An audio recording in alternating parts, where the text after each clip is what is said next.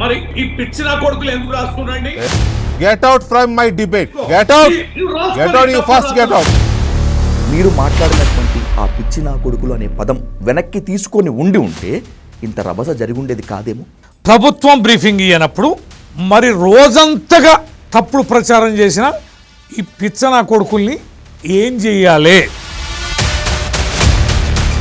Get out from my debate అనేటువంటి పదం నేను కూడా ఒప్పుకోను, ఇంకెవరు కూడా హర్షించట్లేదు. తప్పుడు వార్తలు రాసిన వాళ్ళని పిచ్చ నా కొడుకులు అనంటే నీకు ఇంత ఆవేశం ఎందుకు వచ్చింది? వ్యక్తిత్వ హరణాలు ఎవరు చేసినా కూడా తప్పే. ముఖ్యంగా కేటీఆర్ గారి విషయంలో జరిగినటువంటి వ్యక్తిత్వ హరణానికి ఏమాత్రం హద్దు లేకుండా పోయింది. కేటీఆర్కి కూడా ఆ హీరోయిన్కి కూడా ఒక ఫ్యామిలీ ఉంటుంది అనేటువంటి విషయాన్ని మర్చిపోయి 23వ తారీఖు నాడు ఏబిఎన్ రోజంతా ప్రసారం చేసిన ఆ ఫోన్ ట్యాపింగ్ ఇంట్రాగేషన్లో కేటీఆర్ గారికి జరిగింది. ఈ రెండింటి పక్కన పెట్టండి, తప్పు చేసిండ్రా లేదా?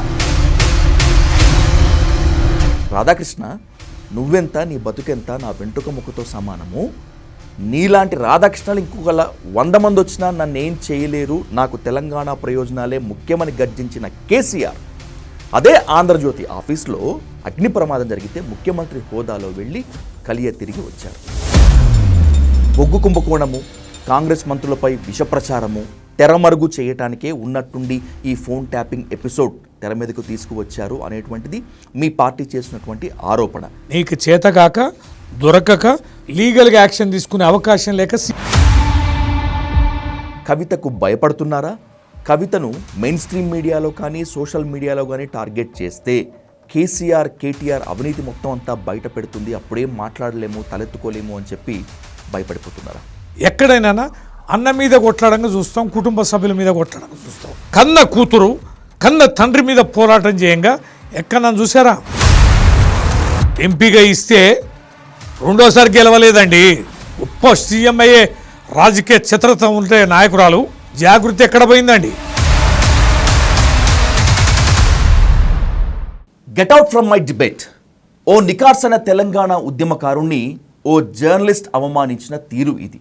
ఇది ఉద్యమకారుణ్ణి మాత్రమే కాదు, తెలంగాణ అస్తిత్వాన్ని అవమానించడమే అని తెలంగాణ ఉద్యమకారులు ఓవైపు ఆరోపిస్తుంటే ఇంతదానికి ప్రెస్ మీట్లకు సమావేశాలకు బ్యాన్ విధిస్తారా అనేటువంటి వ్యతిరేక వర్గం వాదనలు వినిపిస్తున్నటువంటి ఈ నేపథ్యంలో తెలంగాణ రాష్ట్రంలో బీఆర్ఎస్కు అసలు సిసలైన శత్రువు కాంగ్రెస్ కాదు కవితే అని మరొక వాదన ఉంటున్నటువంటి నేపథ్యంలో రాబోయేటువంటి రోజుల్లో బీఆర్ఎస్ భవితవ్యం ఏంటి, ఎవరిపైన కొట్లాడాలి అనేటువంటి అంశంపై ఇన్ డీటెయిల్గా ఇన్ డెప్త్గా డిస్కస్ చేద్దాం.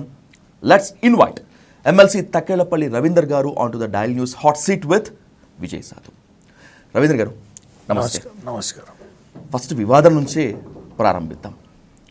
నిజంగా కాస్త పరుషంగానే మాట్లాడారు. Get out from my debate అనేటువంటిది మాట్లాడటం. దానికన్నా ముందు మీరు మాట్లాడినటువంటి ఆ పిచ్చి నా కొడుకులు అనే పదం వెనక్కి తీసుకొని ఉంటే ఇంత రభస జరిగి ఉండేది కాదేమో. ఇప్పుడు విజయ్ గారు, నా మానసిక స్థితి కూడా గమనించాలి. అంతకు ముందు హరీష్ రావు గారిది ఇన్వెస్టిగేషన్ అయింది, నోటీస్ ఇచ్చింది, పిలిచింది. Okay, SIT. ఆ రోజు తెల్లారంతా అది నడిచింది. మరో రోజు కేటీఆర్ గారు వెంటనే పిలిచారు. ఆ రోజంతా మేము తెలంగాణ భవన్లో ఉన్నాం.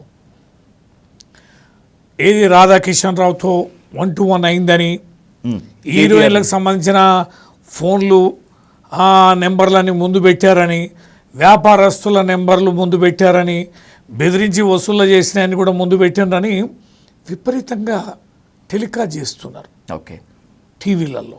దాంట్లో ఏబిఎన్ కూడా ఉంది. ఏబిఎన్తో పాటు చాలా ఛానళ్ళు కూడా, ఈ పచ్చ మీడియా ఛానల్ ఏవైతే ఉన్నాయో ఇవన్నీ ట్రోల్ చేస్తున్నారు. తర్వాత ఏమైంది, కేటీఆర్ గారు బయటకు వచ్చాక విషయాలు మేము కూర్చున్నప్పుడు అడిగాం ఏం జరిగిందంటే రాధాకృష్ణరావు ఓన్లీ నా జరిగింది. ఏమేమి అడిగినంటే నథింగ్ ఇష్యూ, మనమే అటాక్ పెట్టినాం దాంట్లో అని చెప్పి.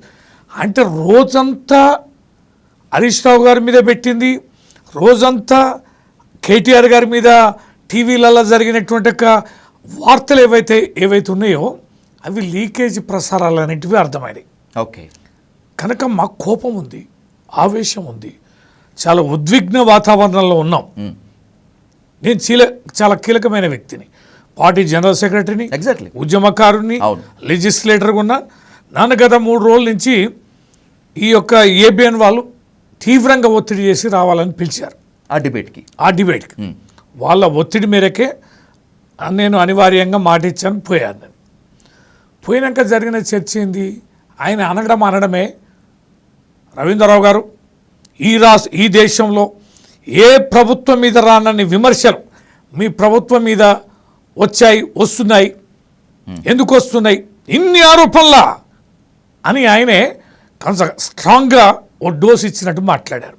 ఎందుకు వస్తున్నాయి ఆరోపణలు అంటే నేను చెప్పిన ఇవి ఆరోపణలే, మీరు అన్నట్టుగా ఆరోపణలే, నిజాలు కావు. కాళేశ్వరం ప్రాజెక్టులో 1,00,000 కోట్ల రూపాయల అవినీతి జరిగిందని ఎన్నికల ముందు మాట్లాడారు. ఘోష్ కమిషన్ నివేదిక ఇచ్చేంత మేరకు మాట్లాడారు. ఘోష్ కమిషన్ నివేదికలో ఏమి ఇచ్చారు వెంకటకృష్ణ గారు? అవినీతి జరిగిందా? నివేదిక ఇచ్చారా? ఆ చర్చ ఎందుకు ఇప్పుడు?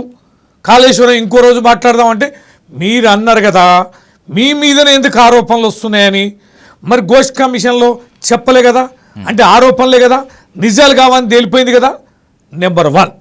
నెంబర్ 2, విద్యుత్తు సంబంధించి కొనుగోళ్లలో విపరీతమైన కరప్షన్ జరిగిందని విపరీతమైన ప్రచారం కాంగ్రెస్ చేసింది. టీవీలు చేశాయి, మీడియా ప్రసారాలు చేశాయి, విద్యుత్ కమిషన్ వేశారు, విచారణ చేశారు. కమిషన్ నివేదిక బయట పెట్టారా? చర్యలు చేపట్టారా? అంటే అది కూడా ఆరోపణలు అసలు ఏమి లేదని తేలిపోయింది కదా. రేపు ఈ కార్ రేసింగ్ కూడా అంతేనండి, ఈ ఫోన్ ట్యాపింగ్ కూడా అంతేనండి. ఆ 2 కమిషన్ల నివేదికలలో ఏముందో ఈ 2 కేసులలో కూడా అదే జరుగుద్ది. అంటే మా వ్యక్తిత్వ హననం చేస్తున్నారు. కేసు సుదీర్ఘంగా నడపడం, కాలపరిమితి లేకపోవడం, ఈ కాలపరిమితి లేకుండా కేసులు నడిపి విచ్చలవిడిగా ఈ యొక్క టీవీలలో వార్తలుగా ప్రసారం చేయడం, మమ్మల్ని ఆరోపణల కింద మా క్యారెక్టర్లను దిగజార్చేలా చేస్తున్నారు. ఇది తప్పని నేను అన్నాం. తప్పని మీరు ఎట్లా అంటారు? మరి సిట్ ఇచ్చిందా? సిట్ బ్రీఫింగ్ ఇచ్చిందా? వెంకటకృష్ణ గారు సిట్ బ్రీఫింగ్ ఇచ్చిందా?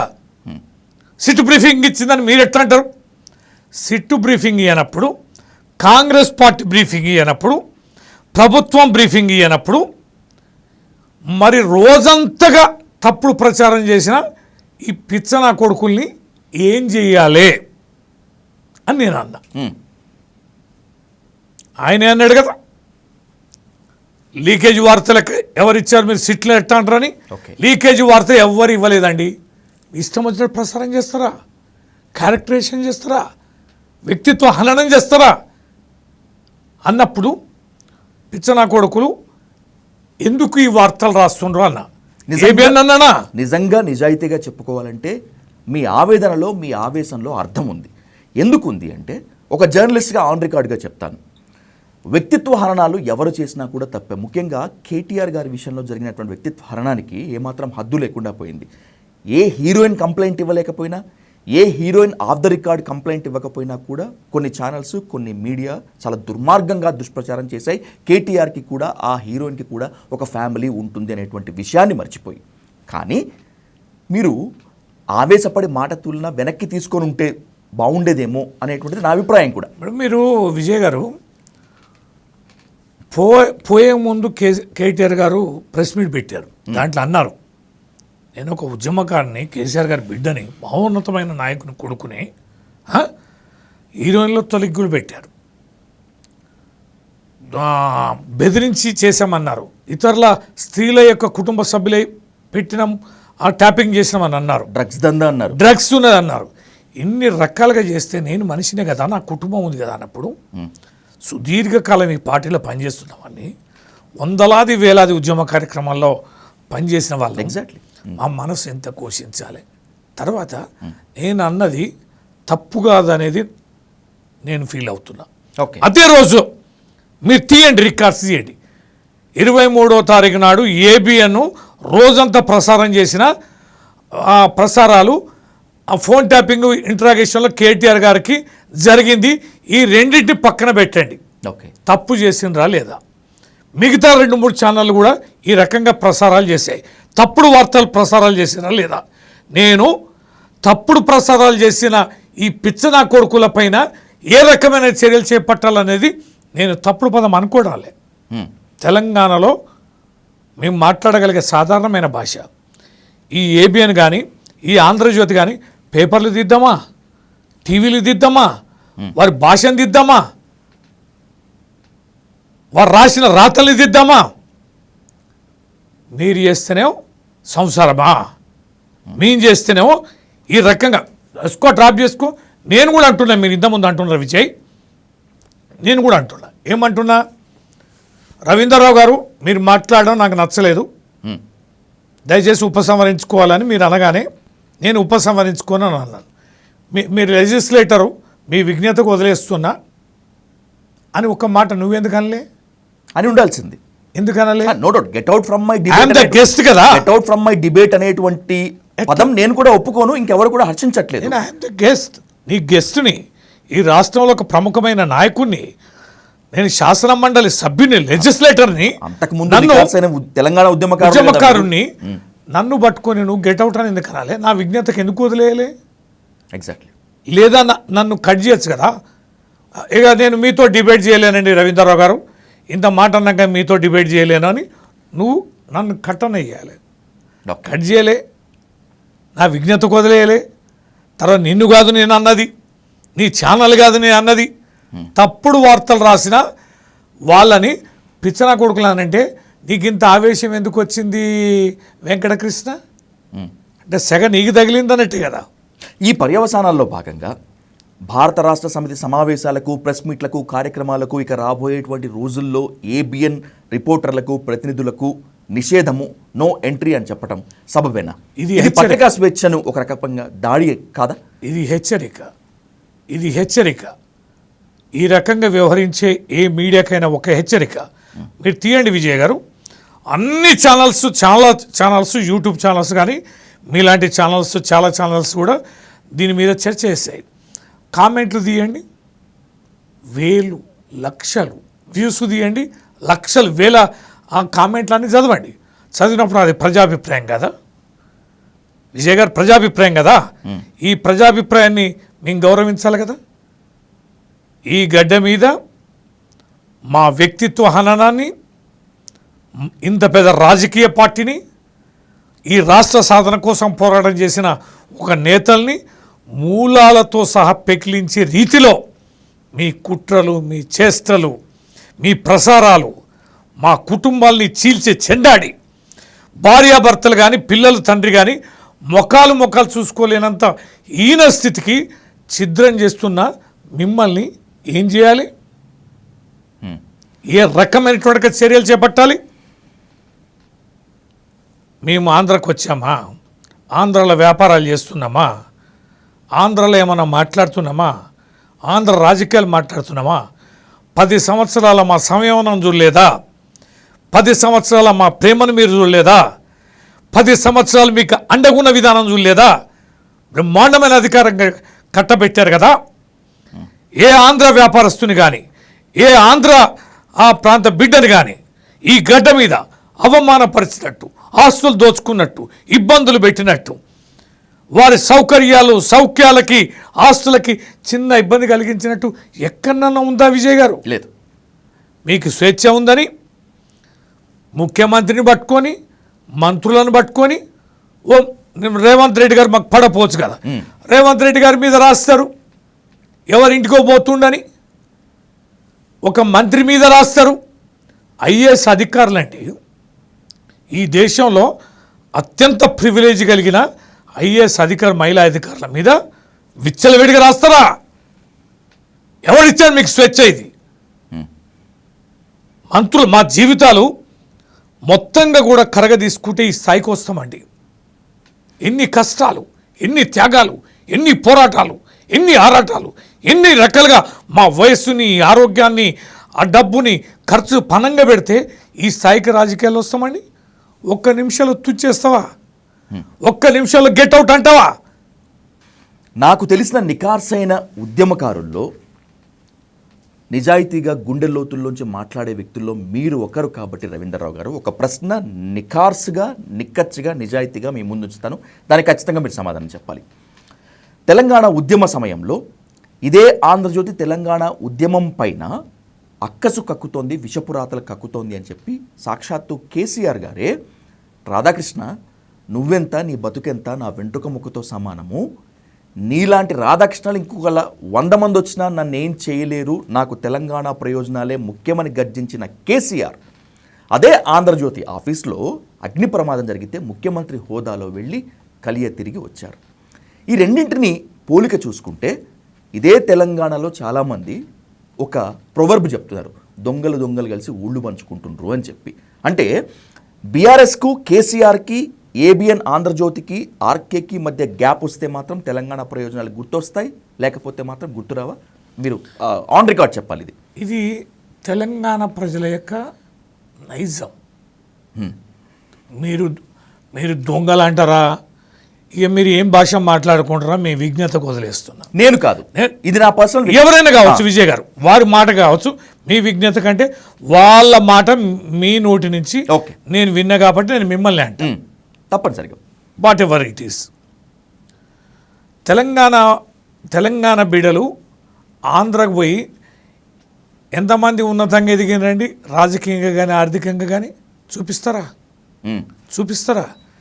అదే తెలంగాణలో ఏటూరు నాగారం, మంగపేట, అటవీ ప్రాంతం, గోదావరి ఒడ్డు నుంచి దిగండి, హైదరాబాద్ హ్యాబిట్స్ నడి బొడ్డు వరకు లేని ప్లేస్ ఉందా?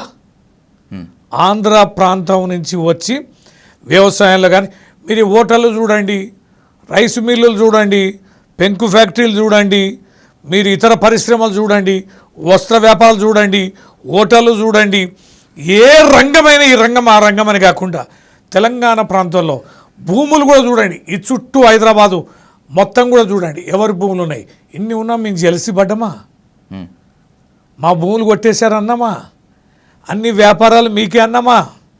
మా సొమ్మంతా దోసుకుంటున్నారు అన్నామా? మా తెలంగాణ ప్రాంత అధికారాన్ని మేమే పాలించుకుంటాం, మా నీళ్లు మేము తీసుకుంటాం, మా నీళ్లు మేము తాగుతాం, మా కరెంటును మేము వాడుకుంటాం, మా బ్రతుకు మేము బ్రతుకుతాం, మా ఉద్యోగాలు మేము చేసుకుంటామని మేము తెలంగాణ రాష్ట్రం కోసం పోరాటం చేసి రాష్ట్రం సాధించినాం. సాధించాక మిమ్మల్ని హక్కును చేర్చుకోవడం, మిమ్మల్ని మొత్తంగా కూడా ఇక్కడి నుంచి ఆ రోజు చెన్నై నుంచి ఆంధ్రోళన ఎల్లగొట్టినట్టు మేము ఎల్లగొట్టామా? చేసిన తప్ప అది పొరపాట. ఎస్, మేము కూడా ఏబిఎన్ బ్యాన్ చేసాం ప్రభుత్వంలో. శరణ్ వచ్చారు, శరణ్ వచ్చితే క్షమాపణ కోరితే క్షమించే గుణం మాకు ఉంటుందండి తెలంగాణ బిడ్డలకి. తప్పైతే మీరు చెప్పండి, ఇది మంచి గుణం కాదయా? మంచిది. మీరు నిర్దాక్షిణ్యంగా కోసేయాలి, వాళ్ళు ఎట్లా చేస్తున్నా మీరు ఎట్లా చేయాలి కదా, మీ తెలంగాణ వాళ్ళకి సోయలేదని మీరు అంటే ఏమో ఆలోచన చేద్దాం, ఇప్పటికైనా బుద్ధి తెచ్చుకుందాం, ఇది సరైనది కాదని ఈ ఆలోచన వైపు పోదాం. ఒకసారి రాలే కదా బుద్ధి, బ్యాన్ చేసినా కూడా ఇవాళ జడలు విప్పి బుసలు కొడుతున్న తీరు ఖచ్చితంగా తెలంగాణ ప్రజల పౌరుషం అనేది వచ్చేసింది. మేము పౌరుషవంతులం, పౌరుషాన్ని వ్యక్తం చేస్తాం, మనిషి తగ్గితే క్షమిస్తాం. ఇది మా డిఎన్ఏలో ఉంది, తెలంగాణ బిడ్డలో ఉంది. మొన్నటి వరకు సైలెంట్గా ఉన్నటువంటి ఫోన్ ట్యాపింగ్ ఎపిసోడ్ ఉన్నట్టుండి తెర మీదకి వచ్చింది. హరీష్ రావు గారికి సిట్ నోటీసులు, కేటీఆర్ గారికి సిట్ నోటీసులు. బొగ్గు కుంభకోణము, కాంగ్రెస్ మంత్రులపై విషప్రచారము, కాంగ్రెస్ మంత్రుల్లోనే వర్గ విభేదాలు ఉన్నాయని చెప్పి ఓపెన్గా ప్రెస్ మీట్ పెట్టి మాట్లాడుకోవటాన్ని తెరమరుగు చేయటానికే ఉన్నట్టుండి ఈ ఫోన్ ట్యాపింగ్ ఎపిసోడ్ తెర మీదకు తీసుకువచ్చారు అనేటువంటిది మీ పార్టీ చేసినటువంటి ఆరోపణ. నిజమేనా? ఇది వాస్తవం కూడా 2 ఏళ్ల నుంచి చూస్తున్నాం. ఈ ఫోన్ ట్యాపింగ్ అనేది ఒక నిరంతర ప్రక్రియ, ఏ ప్రభుత్వం అయినా చేస్తుంది. వీళ్ళ ఉద్దేశం ఎందుకు కాస్త ఎక్సైజ్ చేశారని చెప్పి దాని మీద సిట్ వేశారు. ఓకే, ఆ సిట్టు మరి ఎందుకో మళ్ళీ కూడా మార్చారు కొందరు అధికారులు. మళ్ళీ మార్చి మీరు అనుకున్నట్టుగా కంటెంట్ రాలేదనో ఏమో కానీ మళ్ళీ మార్చుకున్నారు. మార్చుకొని అనుకున్నట్టుగా కంటెంట్ రాకపోవడం అంటే ఎవరిని ఇరికించాలో వాళ్ళని కరెక్ట్గా చేద్దామని వాళ్ళ ఆలోచన. ఓకే, ఘోష్ కమిషన్ అనుభవం ఉంది కదా, పీసీ ఘోష్ కమిషన్లో ఏదో దొరుకుద్దని top level supreme court judge Ghosh garu అంటే మామూలు ఘోష్ గారు కాదని తీసుకొచ్చి పెట్టింది. ఏమైంది, ఏమైందండి చదివారుగా మీరు 650 పేజీల్లో కంటెంట్స్ అంతా. నీకు చేతకాక దొరకక వెంట్రిక ముందు కూడా నువ్వు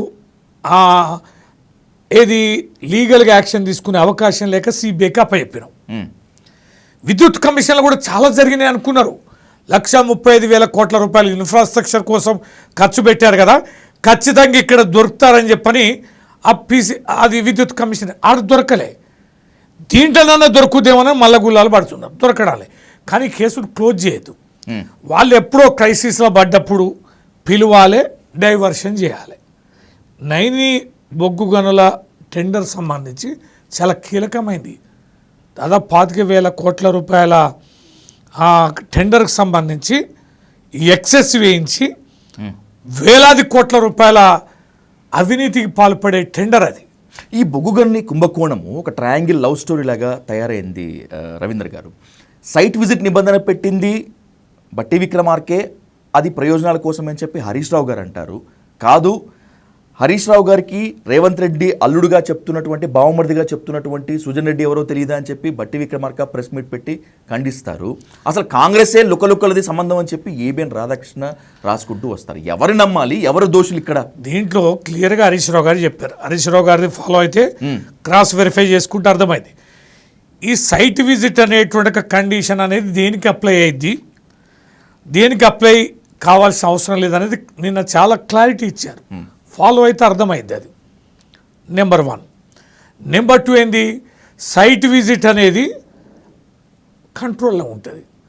మీ స్టూడియో నేను వచ్చి చూసుకొని పోయి నేను ఇంటర్వ్యూ చేస్తాను నచ్చితే అని మీ ఒక ఆప్షన్ ఉంటుంది, మీరు ఇస్తారు. మీకు స్టూడియో నచ్చితేనే మీరు ఇంటర్వ్యూకి అటెండ్ కండి అని మీరు ఒక ఆప్షన్ ఇస్తారు. నాకు ఇస్తే మీకు బడనాయన ఒక ఆయన వస్తాడు, స్టూడియో చూసి నాకు నచ్చిందని కూర్చొని మేము తిట్టిపోతేందుకు, వాడు కూడా మీకు తెలుసు. వస్తాడని పేరు ఆడ నమోదు చేయగానే వానికి పర్మిషన్ ఇవ్వద్దని మీరు అంటారు. చిన్నగా ఏదో కారణం చెప్పి బయటికి వెళ్ళగొట్టండి అంటారు. డిస్క్రిమినేషన్ పవర్ మీ చేతిలో ఉందా లేదా? ఉంది కదా. అంతే, ఉంది కదా. ఒకవేళ చూసిపోతాడు, వచ్చి చూసిపోయినాక మన బిహేవియరో యాటిట్యూడో మీకు నచ్చలేదు, ఏమండి మీకు మళ్ళీ మేము చెప్తాం మీ ఇంటర్వ్యూ చేసే టైము, మీరు చెప్పినప్పుడు రండి అంటారు, కానీ మీరు చెప్పరు, ఇంకోసారి రానియ్యరు. డిస్క్రిమినేషన్ పవర్ మీకు ఉందా లేదా? ఇగో ఈ పవర్ వాడినరు ఆ బొగ్గు గనుల టెండర్లలో అని. ఈ సైట్ విజిట్ దాన్ని ఈ రకంగా వాడుకుంటున్నారు అనేది అత్యంత కీలకమైన, అంటే ఎప్పుడైతే ఈ చర్చకు మనం తెరలేపామో దీనివల్ల జరిగింది ఏంటంటే నైని బొగ్గు గనుల టెండర్ ప్రక్రియ ఆగిపోవడం. ఇది ఒక గొప్పదైనటువంటి ఒక అవినీతి కార్యక్రమానికి బీఆర్ఎస్ పార్టీ అడ్డు తగిలిందనే అక్కసు కసి అనేది ఖచ్చితంగా వచ్చింది. దాంట్లో భాగంగానే ప్రెస్ మీట్ వల్లే హరీష్ రావు గారి కౌంటర్ అటాక్ వల్లే విషయం కాదు, టెండర్ల బొగ్గు కుంభకోణం ఆగిపోయింది. చిన్న విషయం గారు విజయ్ గారు, ప్రజలకు అర్థం కావాలి. ఇది నైని బొగ్గు గనుల టెండరు ప్రక్రియ కనుక పూర్తి అయితే ఎన్ని వేల కోట్ల రూపాయల అవినీతికి అవకాశం ఏర్పడేది అనేది, వాళ్ళ గుండెలు ఎంత బద్దలై కొట్టుకుంటున్నారు అనేది, ఎంత ఆవేదన వెళ్ళగక్కుతున్నారనడానికి నిదర్శనమే, ఎక్స్పోజరే హరీష్ రావు కేటీఆర్ గారికి నోటీసులు ఇవ్వడం. రిఫ్లెక్షన్ అదే ఫోన్ ట్యాపింగ్లో భాగం. ఎస్, కనుక స్పష్టంగా వారి అక్కస్ని లేదా ఆ కేసుని లేదా ఘర్షణని మంత్రుల మధ్యన కోమటిరెడ్డి గారు చూడడం, నా సంగతి ఏందని బట్టి గారు లైన్ పెట్టడం, మరి ఎవరు వాళ్ళు పంచుకుంటే మీ ఇష్ట రాజ్యాలని ముఖ్యమంత్రి గారు బర్త్డే విషయం చెప్పిండు కదా, ఇంటికి పోయి ఏం కానుకలు ఏం వరాలు ఇచ్చిండో కానీ దాని కృతజ్ఞతగా ఈయన శిలక పలుకులతో రాయడం. ఈ సినిమా అంత అర్థం కావడం లేదా విజయ్ గారు? కళ్ళ కట్టొచ్చినట్టు కనిపిస్తా లేదా? ఇంత పెద్ద నేరానికి తలబడబోతున్న సందర్భంలో చేస్తున్న డైవర్షన్ పాలిటిక్స్లో భాగమే ఈ ఫోన్ ట్యాపింగ్లో ఈ నోటీస్. అత్యంత ఆశ్చర్యకరమైన విషయం ఏమిటంటే రవీంద్రరావు గారు, ఇక్కడ బీఆర్ఎస్ పైన ఎదురుజాడు చేస్తోంది కాంగ్రెస్, ఏబిఎన్, ఇంకొక పత్రికలు ఛానళ్ళు మాత్రమే కాదు. మీకు అత్యంత తలనొప్పిగా మారిపోయింది ఇప్పుడు తెలంగాణ జాగృతి అధ్యక్షురాలు కవిత. హరీష్ రావు గారిని పట్టుకొని గుంటనక్క అంటుంది, కేటీఆర్కి సబ్జెక్ట్ పైన బాగా గ్రిప్ ఉంటుంది అనుకున్నాను, కానీ ఆయన ప్రజెంటేషన్ ప్రెస్ మీట్ చూసిన తర్వాత బొగ్గు కుంభకోణంలో డొల్లా అని చెప్పి అంటుంది. ఏం మాట్లాడుతుందో ఏంటో తనకు అర్థమవుతోందట, మీకే అర్థం కావట్లేదట. ఈ ఎపిసోడ్ మొత్తంలో ఎలా రిసీవ్ చేసుకుంటున్నారు కవిత గారిని మీరు? కవిత కేసీఆర్ గారి కూతురే, మా పార్టీలో ఉన్నది. మేము పార్టీ నుంచి బహిష్కరించినాం. అవును, పార్టీ నుంచి రాజకీయంగా బహిష్కరించడం అంటే ఇంతకు మించిన శిక్ష మరొకటి ఉండదు. మేము విధించిన అతిపెద్ద శిక్షను మోస్తున్న తను ఆ భారాన్నో ఆ శిరోభారాన్నో భరించలేక చేస్తున్న కుట్రలు లేదా వ్యాఖ్యలు లేదా ఎదుటి వాళ్ళ కుట్రల్లో ఒక పావుగా మారడమో లేదా పావుగా వీరు మలుచుకోవడమో జరుగుతున్న ప్రక్రియ ఎవరికి అర్థం కావడం లేదు విజయ్ గారు.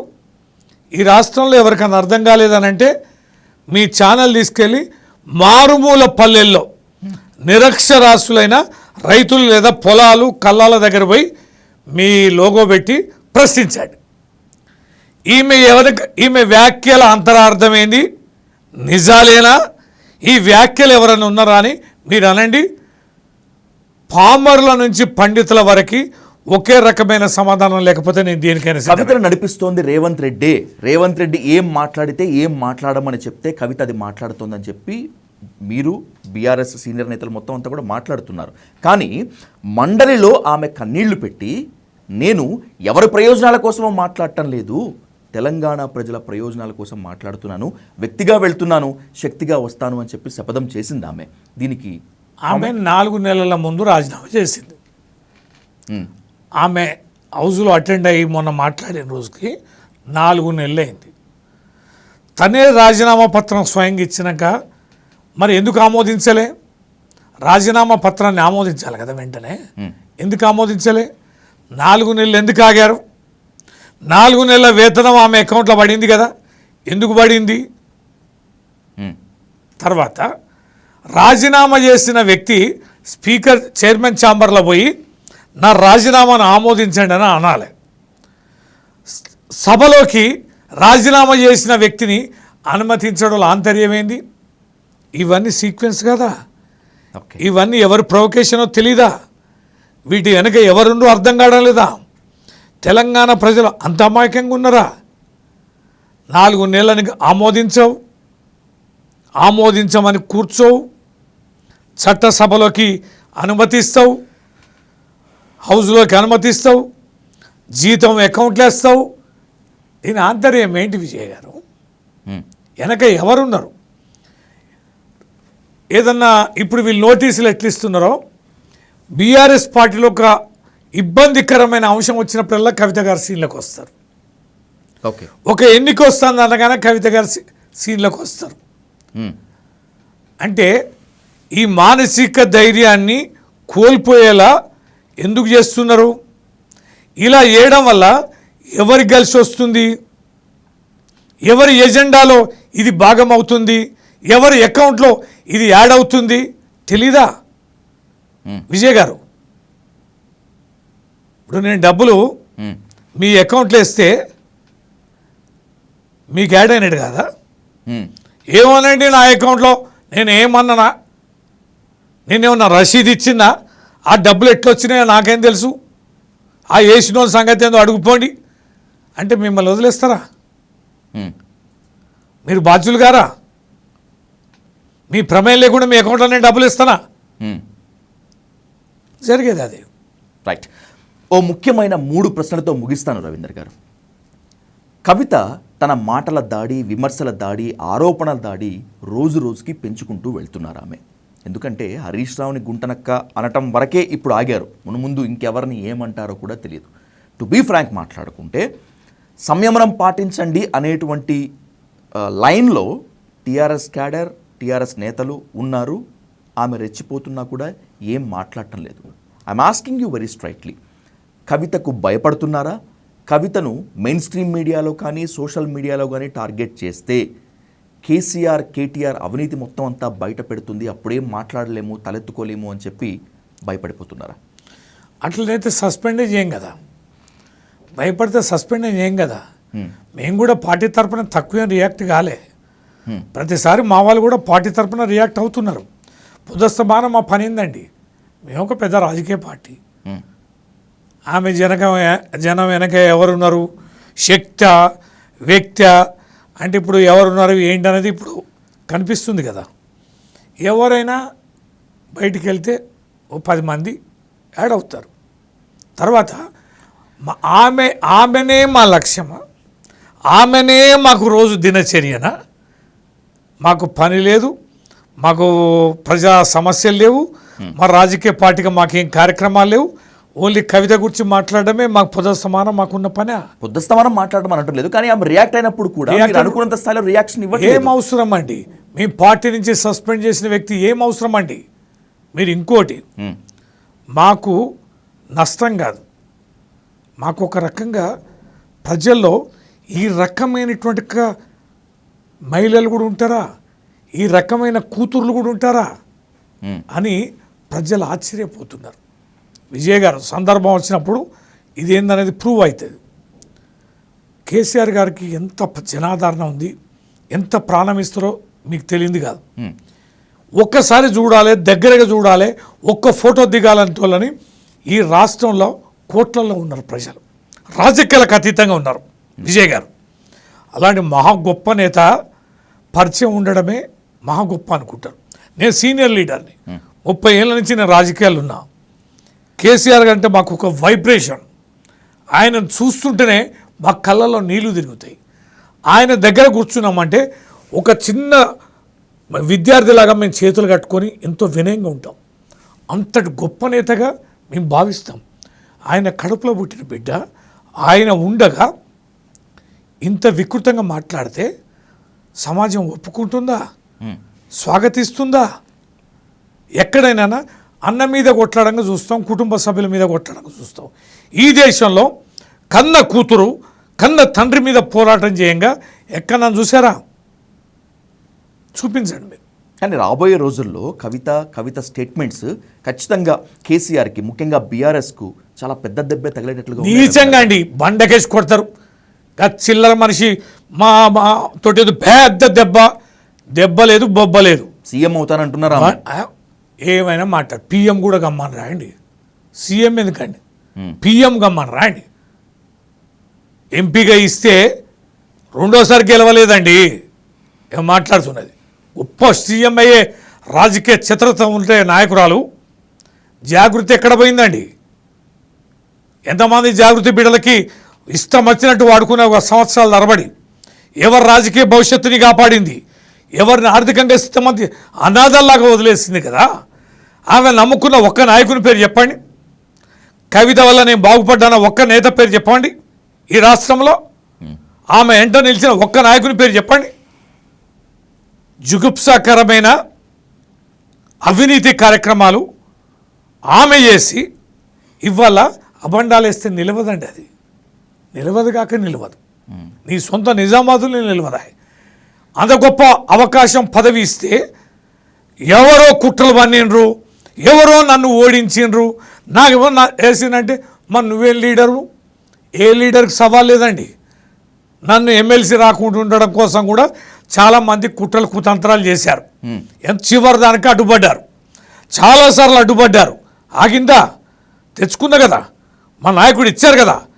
అంటే కొట్లాడాలి, ప్రజాక్షేత్రంలో నిలవాలి. గెలిస్తేనేమో తోపువి, ఓడిపోతేనో ఇతరులని అంటావా? నిజంగా శక్తివంతరాలు అయితే ప్రజలు ఓట్లేయాలి కదా, ఎట్లా ఓడిస్తారు? ఆమె ప్రజాక్షేత్రంలో ఎప్పుడు లేదు. ఆమె గురించి ఇంకా చాలా ఎక్కువ మాట్లాడిన ఇప్పటికే. మాట్లాడడం అనేది కూడా ఆమె స్థాయిని మేము గుర్తించడం తప్ప ఆమెను పట్టించుకునే నాదుడు తెలంగాణలో ఎవరు లేడు. రైట్. కేసీఆర్ ఎవరైనా దీంట్లో నుంచి లబ్ధి పొందడానికి కావాలని ఓ 3-4 ఛానళ్ళు, 1-2 పేపర్లు రాసి తిప్పి చూయించి హైలైట్ చేస్తుండొచ్చు. కానీ ప్రజలకి అసహ్యం కలిగే చర్యలు, మాటలు ఆమె గురించి మీరు ఎక్కువ అడగబాకండి. దయచేసి భవిష్యత్తులో కూడా చర్చ పెట్టబాకండి. రైట్. కేసీఆర్ను టీఆర్ఎస్ను 100 మీటర్ల గొయ్యి తీసి పాతి పెట్టడం పెద్ద సమస్యే కాదు.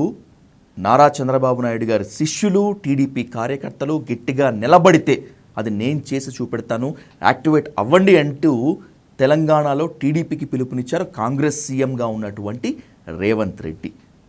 ఏంటి మీ రియాక్షన్ ఏంటి? రెడీగా ఉన్నారా ఆయన స్కెచ్ని ఎదుర్కోవడానికి? ఇప్పుడు ఊర్లలో వెనకట ఒక పిట్టలతో రాని ఉంటాడు, మీకు ఐడియా ఉందా? ఓ తుపాకి పట్టుకొని వచ్చి మా తాతకి ఉన్నాయి, మా అయ్యకి ఉన్నాయి, ఇవి ఉన్నాయి, నేను ఈ బాంబులు వేసిన, ఆ దేశాన్ని కూడా కొట్టిన అని మాట్లాడుతుంటారు చూడండి. మీకు అట్లా పోల్చినట్టు అనిపిస్తాను లేదా? ఓ పిట్టల దొరలాగా అనిపిస్తానులే. టీడీపీ క్యాడర్ బలంగానే ఉంది తెలంగాణలో అని చెప్పి అంటూ ఉంటారు ఇప్పటికీ, లేదా? చూపించండి అన్ను, చూపించండి. ఎక్కడ సర్పంచ్లు గెలిచారా, జెడ్పీటీసీలు గెలిచారా, ఎంపీటీసీలు గెలిచారా, మున్సిపల్ చైర్మన్లు అయ్యారా? ఎవరో చెప్పండి. అయినా పార్టీ మూసుకొని పోయిన చంద్రబాబు నాయుడిని రా రా రా అని పిలుస్తున్నావంటే నువ్వు తెలంగాణ బిడ్డ ఎట్లయితావు?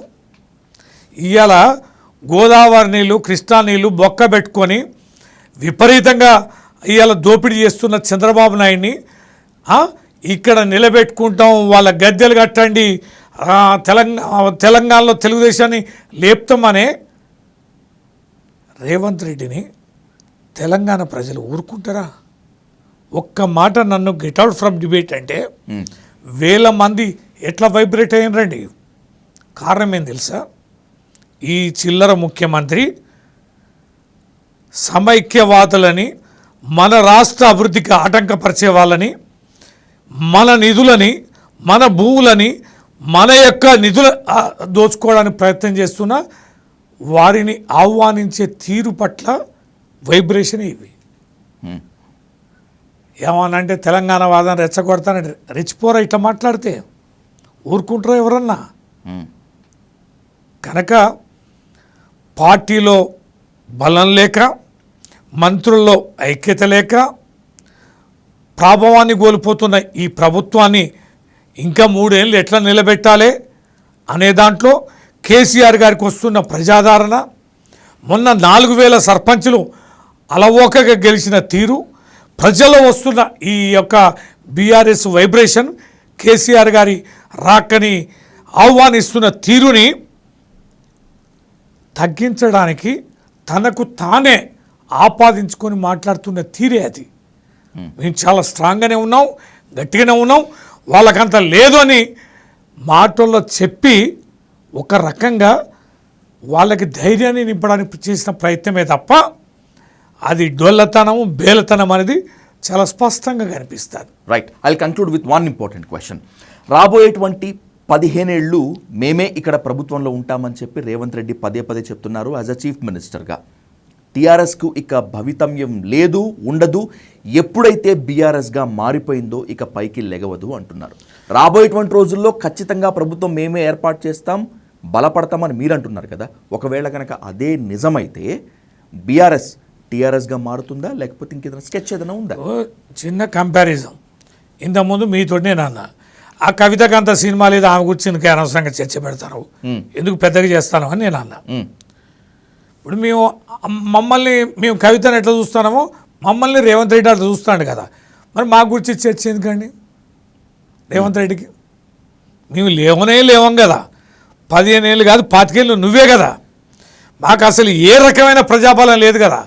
మళ్ళీ లేని వాళ్ళ గురించి పొద్దులేసి ఎందుకు టెన్షన్ పడతాను, ఎందుకు ఆగమవుతాను, ఎందుకు గందరగోళ పడతాను, ఎందుకు నిమిషాల్లో రియాక్ట్ అవుతున్నారు? మాకు విలువే లేదు కదా, ప్రజల్లో మాకు బలమే లేదు కదా. బలం లేని వాళ్ళ గురించి నిత్యం కళలు కూడా ఎందుకు కలవరిస్తున్నామని నేను అడుగుతున్నా. నీ గుండెల్లో రైలు పరిగెత్తకపోతే, బీఆర్ఎస్ పార్టీ ప్రజాక్షేత్రంలో లేకపోతే, నిన్ను నిలువరిస్తున్న తీరు బీఆర్ఎస్ పార్టీలో కనిపించకపోతే, నువ్వు మాట్లాడని వేదిక, మాట్లాడని సమయం, సందర్భం ఎక్కడన్నా ఉందా? ఎవడన్నా ప్రభుత్వం గడిచి 2 ఏళ్ళు అయితే 2 ఏళ్ల నుంచి గత ప్రభుత్వం గురించి మాట్లాడతారా? పొద్దుస్తమానం సభలదే, అసెంబ్లీలదే, కౌన్సిల్లదే, మహిళల దగ్గర సభ పెడితే, సెక్రటరేట్ ముందు ఆ పిల్లల సభ పెడితే అదే, జిల్లాలో పోతే అదే, చిన్న మీటింగ్లు అదే, చర్చాగోష్ఠులలో అదే, ఇష్టాగోష్ఠులు అదే, చిట్చాట్ల అదే. ఎక్కడైనా నువ్వు కేసీఆర్ గారిని బీఆర్ఎస్ వచ్చి హరీష్ రావు కేటీఆర్ గారిని మాట్లాడకుండా ఢిల్లీలో అయినా అదే, తెలంగాణలో అనేది గల్లీలో అదే. నువ్వు మాట్లాడుకుంటూ ఉంటున్నావా? నిరంతరం నువ్వు జపం చేస్తున్నావంటే నీకు భయం ఉన్నట్టా లేదా? మా మీద భయం అని ఉండాలి, మా మీద భక్తి అని ఉండాలి. జనరల్గా మనం ఒకరిని ఎందుకు ఎక్కువ తలుస్తామండి? బాగా ప్రేమ ఉంటానని తలుచుకుంటాం, బాగా కసి ఉంటానని తలుచుకుంటాం. నీకు ప్రేమ ఉందా, కసి ఉందా? ప్రేమ లేనప్పుడు తలుసుకోవాల్సిన అవసరం లేదు, కసి ఉంటేనే తలుచుకుంటున్నావు అన్నట్టు. మరి బలం లేని బలగం లేని అని ఊకే కసి పెంచుకొని మాట్లాడుతున్నావు అంటే దాని అర్థం ఏంది? మేము బలంగా ఉన్నట్ట, బలం లేనట్ట? అర్థం కావట్లేదా విజయ్ గారు మీకు? ఆయన బాధ, ఆయన ఆవేదన. మా వాళ్ళు అరే మంత్రులను కూర్చోబెట్టుకొని మాట్లాడిండండి, నేనే మాట్లాడాలనా, నేనే తిట్టాలనా? మీరు మాట్లాడరా? మీరు అందరు ఆలోచి పడతారా? మీరు భయపడతారా? ఎవరు దుకాణాలు వాళ్ళు పెట్టి రేపు మమ్మల్ని ఏడ తిడతారో బండకేసి కొడతారో అని మీరు మూసుకుంటే 3 ఏళ్ళన్నా నడవాలి కదా సర్కారు. అంత మేరకన్నా నిలబెట్టుకోరా అని బతిలాడుకుంటున్న తీరు, ఆ లీకేజ్ వార్తలు రావడం లేదా, చెప్పడం లేదా? ఘోష పెడుతున్నావు కదా, మంత్రివర్గంలోకి రాకముందే ఎట్లా బయటికి పోతున్నాయి? మా మంత్రులే చెప్తున్నారు, నువ్వే రాయిస్తున్నావు కదా. నీకు నచ్చిన ఛానళ్ళల్లో, నీ సొంత ఛానళ్ళు కూడా నువ్వు తిప్పినావు కదా. ఇంతకు మించిన లోకలుకలు బలహీనతలు మరేం కావాలండి? ఇప్పుడు మొనగాడట 15 ఏళ్ళు ఈ సర్కార్ని వెళ్తాడట, ఈ రాష్ట్రాన్ని వెళ్తాడట. రైట్ రవీంద్ర గారు, రాబోయేటువంటి రోజుల్లో టీఆర్ఎస్ స్కెచ్ ఏ విధంగా ఉంటుందని మాత్రమే కాకుండా కేసీఆర్ మళ్ళీ కథన రంగంలోకి దిగితే రాజకీయం వేడెక్కడం మాత్రమే కాకుండా రాజకీయ కురుక్షేత్రం ప్రారంభమవుతుంది అంటున్నారు. సో ఏది ఏమైనప్పటికీ ఖచ్చితంగా రాబోయేటువంటి రోజులు అత్యంత కీలకం కాబట్టి let's wait and watch on the political screen. Yes, ఖచ్చితంగా కేసీఆర్ గారు రాక కోసం, కేసీఆర్ గారు మరోసారి ముఖ్యమంత్రి కావడం కోసం ఈ రాష్ట్రంలో ఆ రకమైనటువంటి ఫలాలు కేసీఆర్ మాత్రం అందించగలుగుతారు. ఆ కమిట్మెంట్ తెలంగాణ పట్ల మరో నేతకు లేదనేది ప్రజలు చాలా స్పష్టంగా ఉన్నారు, నిర్ణయం తీసుకొని ఉన్నారు, సమయం కోసం చూస్తున్నారు. సమయం వచ్చినప్పుడు అదే ఫలితం వస్తుంది, మీరే చూస్తారు. Thank you. Thank you.